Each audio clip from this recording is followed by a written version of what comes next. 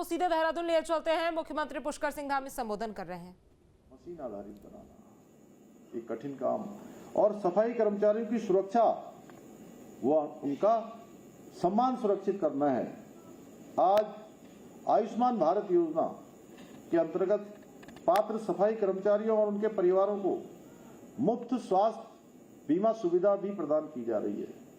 इसके अलावा सफाई कर्मचारी और उनके आश्रितों को अपना रोजगार प्रारंभ करने के लिए विशेष सहायता और सब्सिडी भी दी जा रही है।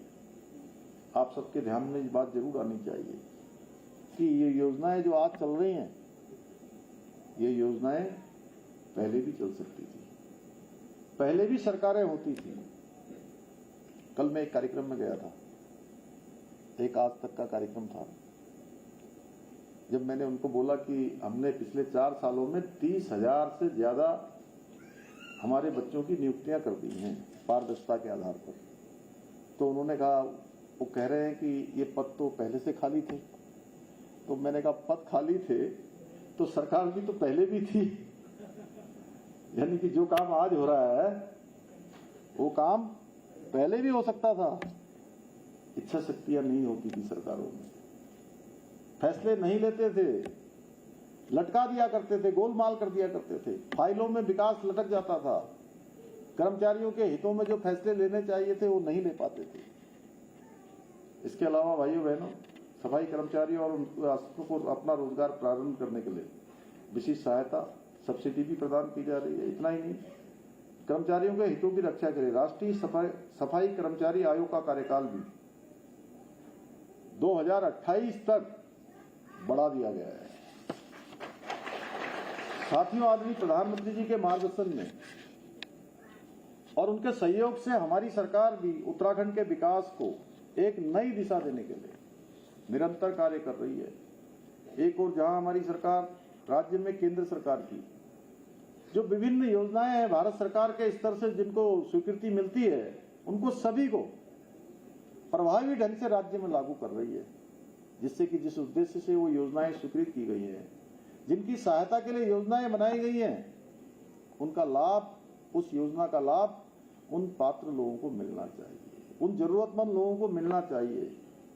भाइयों बहनों, स्वच्छ भारत मिशन के अंतर्गत प्रत्येक नगर में ठोस कचरा प्रबंधन और सफाई व्यवस्था को बेहतर बनाने का प्रयास भी किया है। इसके अलावा हम smart city mission, PM Svanidhi योजना, प्रधानमंत्री आवास योजना, अमृत मिशन जैसी विभिन्न जन कल्याणकारी योजनाओं का लाभ उत्तराखंड के प्रत्येक नागरिक को देने के लिए हम निरंतर प्रयास कर रहे हैं। निरंतर उनका लाभ पहुंचे, इसके लिए काम हो रहा है। साथियों, मैं विशेष रूप से हमारे स्थायी निकायों में दैनिक वेतन, संविदा, आउटसोर्स और मोहल्ला स्वच्छता समितियों के माध्यम से कार्यरत पर्यावरण मित्रों का उल्लेख करना चाहता हूं, जो विपरीत परिस्थितियों में भी हमारे शहरों और तीर्थ स्थलों की स्वच्छता और उसकी गरिमा को बनाए रखने में जुटे रहते हैं। हमारी सरकार द्वारा उनके मानदेय को बढ़ाकर 500 रुपये प्रतिदिन किया गया। इसके बारे में अभी हमारे सुरेंद्र जी ने बताया। इसके साथ ही केदारनाथ क्षेत्र में पर्यावरण मित्रों को 250 रुपये प्रतिदिन और बद्रीनाथ गंगोत्री में कार्यरत साथियों को 200 रुपये प्रतिदिन अतिरिक्त मानदेय भी दिया जा रहा है। साथ ही यात्रा अवधि में प्रत्येक कार्मिक को वर्दी और स्नो बूट हेतु 2500 रुपये भी प्रदान किए जा रहे हैं। व्यवस्था इसका हमने प्रावधान किया है। इसके अलावा पर्यावरण मित्रों के स्वास्थ्य और कल्याण के लिए स्वास्थ्य आरोहण योजना के अंतर्गत वर्ष 2025-26 में 60 लाख रुपए की धनराशि सभी निकायों को उपलब्ध कराई गई है, जिससे कि हमारे इन लोगों को, पर्यावरण मित्रों को सीधे सीधे उसका लाभ प्राप्त है। इसी प्रकार पर्यावरण मित्र कल्याण योजना के तहत 2025 और 26 में भी 25 लाख रुपए जारी किए गए हैं।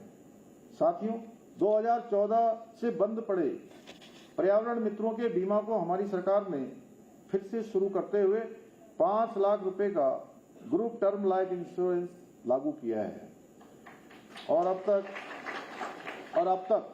35 जो साथी हमारे बीच में नहीं रहे, दिवंगत हो गए, उनके आश्रितों को 5 लाख रुपए की बीमा राशि अभी तक प्रदान की जा चुकी है, उनके परिवारों को मिल चुकी है। इसके साथ ही निकाय में कार्यरत दैनिक वेतन, संविदा और आउटसोर्स कर्मचारियों को ईपीएफ और ईएसआई का लाभ सुनिश्चित करने के लिए भी आवश्यक दिशा निर्देश उनको जारी कर दिए गए हैं। जो भी इसके मानक है उसके तहत हमारे इन लोगों को भी निकाय में जो कार्यरत हैं, हमारे दैनिक वेतन वाले हैं, संविदा वाले हैं, आउटसोर्स वाले हैं, उन सभी को भी इसका लाभ मिले।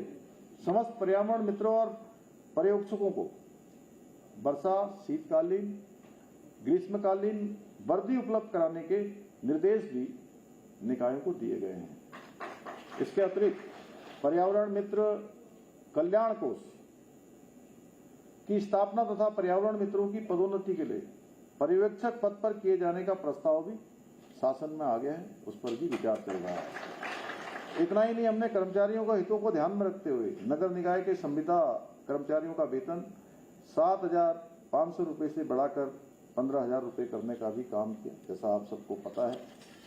इसी प्रकार देखिए, कांग्रेस पार्टी के समय में वन टाइम सेटलमेंट कर्मचारियों के मृतक आश्रितों को नियुक्तियों का लाभ नहीं मिल पाता था और उन्होंने कभी सोचा भी नहीं कि उनको लाभ मिलना चाहिए, भाइयों बहनों, क्योंकि वो कभी इस दिशा में नहीं सोचा उन्होंने। देश की आजादी के बाद लगातार 60 वर्षों तक एक ही पार्टी का देश के अंदर शासन रहा है और उसमें से भी 55 वर्षों तक एक परिवार का शासन रहा है। लेकिन हमारी सरकार ने इस व्यवस्था को सुधारते हुए मृतक आश्रित नियुक्तियों पर लगी रोक को हटाने का महत्वपूर्ण निर्णय लिया। भाइयों बहनों, ये कोई सामान्य निर्णय नहीं था, ये महत्वपूर्ण निर्णय था। ये निर्णय जब हम ले रहे थे तो ये सोचकर नहीं ले रहे थे कि ये काम है, ये प्रशासनिक फैसला है, सुरेंद्र जी, जोशी जी, इसलिए नहीं ले रहे थे कि ये प्रशासनिक निर्णय है, ये सरकारी काम है, ये निर्णय लेना है, बल्कि हमारे पूरे दिलो दिमाग में बात थी कि ये हमारे उन भाई बहनों के जीवन से, उनके बच्चों से जुड़ा हुआ फैसला है और ये मानवीय संवेदनाओं से जुड़ा विषय था। क्योंकि जब किसी के परिवार का पूरा भरण पोषण करने वाला, पूरा परिवार चलाने वाला, उनका सहारा जब छिन जाता है तो उस समय में सरकार का कर्तव्य बनता है, समाज का कर्तव्य बनता है उस परिवार को हिम्मत देने का। लेकिन सरकार की भी जिम्मेदारी होती है कि उस परिवार के साथ खड़ी हो और खड़ी होकर उस परिवार को आगे बढ़ने के लिए जो जरूरी सहायता है वो सहायता उनको मिलनी चाहिए और हम उस परिवार के साथ मजबूती से खड़े रहे। ये सरकार ने अपने फैसले से ये सिद्ध किया है भाइयों बहनों। इसके अलावा हमने लंबे समय से चले आ रहे उपनल कर्मियों को नियमितीकरण की मांग को पूरा करते हुए 10 वर्ष की सेवा दे रहे कर्मचारियों को नियमित करने का भी निर्णय लिया है। हमारा प्रयास है कि प्रदेश का हर कर्मचारी सम्मान और सुरक्षा के साथ अपनी जिम्मेदारी निभा सके। सरकार उसके साथ मजबूती से खड़ी रहे, हर क्षण हर पल आपके पीछे सरकार खड़ी रहे, ये प्रावधान हमने करने का लगातार प्रयास किया है। साथियों, एक तरफ हमारी डबल इंजन सरकार है, आप देख रहे होंगे पूरे देश में डबल इंजन सरकारों को लोग प्राथमिकता दे रहे हैं।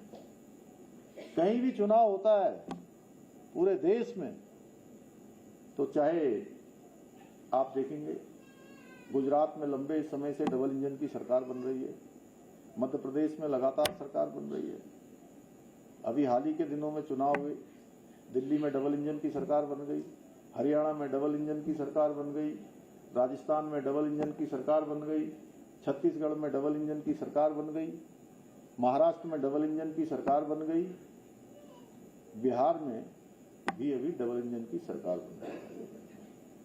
क्योंकि डबल इंजन सरकारों के समय में विकास तेज गति से आगे बढ़ रहा है। दोनों सरकारें एक दूसरे के साथ मेल जोल करके आवश्यकताओं के अनुसार फैसला लेते हैं। भारत की सरकार जो फैसला लेती है, राज्य की सरकार उसको धरातल पर उतारती है और जो राज्य की सरकार की जरूरत होती है, भारत की सरकार उन योजनाओं को स्वीकृति प्रदान करती है और पूरे देश की जनता इस बात को भली भांति समझ चुकी है। इसलिए भाइयों बहनों, हमारी डबल इंजन की सरकार भी हमारे सफाई कर्मचारी भाइयों बहनों को स्वच्छता दूत मानकर उनके लिए काम कर रही है। वहीं दूसरी तरफ जब कांग्रेस का शासन था, हमारे सफाई कर्मचारी भाई बहनों को केवल वोट बैंक समझा जाता था। कांग्रेस के राज्य में हमारे नगर निकाय के कर्मचारी अदृश्य थे। उनके लिए न तो कोई सुरक्षा के उपकरण थे उस समय, न स्वास्थ्य की चिंता थी, न भविष्य की गारंटी थी। और कांग्रेस ने हमारे कर्मचारी भाई बहनों को व्यवस्था के रहमो करम पर छोड़ दिया कि जैसी व्यवस्था चलेगी वैसा ही होता रहेगा। ये नहीं कि अपनी तरफ से कोई इनिशिएटिव नहीं लिया, कोई प्रयास उन्होंने नहीं किया। और जब जब कर्मचारियों ने अपना हक मांगा तो उन्होंने उन्हें सिर्फ कोरे आश्वासन, और कोई आंदोलन हुआ, धरना हुआ, प्रदर्शन हुआ तो उसको भी दबाने की कोशिश की। कभी बात करने पर विश्वास नहीं किया। भाइयों बहनों, उनके लिए सत्ता केवल परिवार सेवा का जरिया थी, क्योंकि उन्होंने हमेशा एक परिवार को जो है सर्वोपरि मानकर काम किया, जबकि हमारे लिए सत्ता कर्मचारी और जन सेवा का माध्यम है। ये सरकार जन सेवा का माध्यम है। भाइयों बहनों, कांग्रेस ने व्यवस्थाओं को दीमक की तरह चाटा और हमने उन व्यवस्थाओं को मजबूत कर हमारे कर्मचारी भाई बहनों को मुख्य धारा से जोड़ने का काम किया है, क्योंकि हमारी सरकार का स्पष्ट मानना है सशक्त कर्मचारी ही सशक्त व्यवस्था की नींव होते हैं। इसलिए साथियों, मैं आपको विश्वास दिलाना चाहता हूं कि हमारी डबल इंजन सरकार हमेशा आपके हितों की रक्षा के लिए और आपकी समस्याओं के निराकरण के लिए, उनके समाधान के लिए हमेशा प्रतिबद्ध रही है और आगे भी पूरी संवेदनशीलता के साथ काम करेगी। मुझे उत्तराखंड निकाय कर्मचारी संयुक्त मोर्चा का ज्ञापन सुरेंद्र जी ने दिया है, मैं इसको पूरी तरह से परीक्षण करवाऊंगा और इसमें आपने जो है ये कर दिया कि 10 साल इसको पूरे हो गए, लेकिन अधिकारी ये कह रहे हैं कि जो पोस्ट वैकेंट होगी ना, जो पोस्ट वहाँ उसमें उनको समायोजित किया जाएगा, तो वो बाकी तो लोग रह जाएंगे। करेंगे उसमें ड्राइवर भी है, चौकीदार भी है और लाइनमैन भी है, बेचारे गंदा काम करते हैं। पूरी तरह से आपके आवेदन पर आगे काम करेंगे। तो आज के अवसर पर मेरा आप सभी से यह आग्रह है, आप सभी आगे भी इसी प्रकार पूरे समर्पण से, पूरी निष्ठा से, सेवा भावना के साथ प्रदेश की जनता की सेवा करते रहें। सरकार हर कदम पर आपके साथ खड़ी है, मैं आपको विश्वास दिलाना चाहता हूं। हर कदम कदम पर आपके साथ है। हम सबके संयुक्त प्रयासों से ही हम उत्तराखंड को देश का सर्वश्रेष्ठ राज्य बनाने के अपने विकल्प रहित संकल्प को सिद्ध करने में, प्राप्त करने में सफल रहेंगे।